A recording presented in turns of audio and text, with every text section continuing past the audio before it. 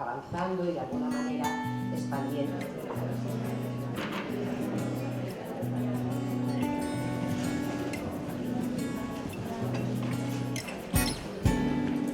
Hola.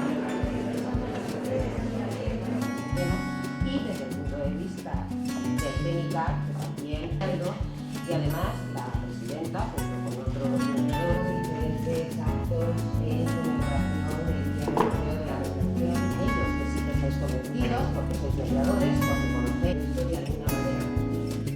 Tenemos también unidades de problemas que tengas que pueden resolver con el libro llamado Abogados y Mediadores, Convenciones y Comportadores. Es decir, con todo esto lo que quería... Al participar en la mediación, las partes son las que construyen el propio acuerdo, tienen una participación activa.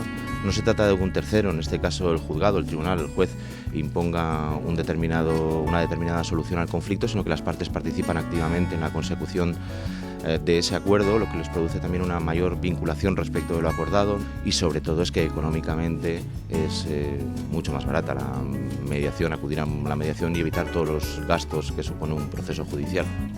Se va conociendo el Centro de Mediación del ICAP, que es un referente en toda España. Somos punteros y somos la imagen a seguir o a copiar.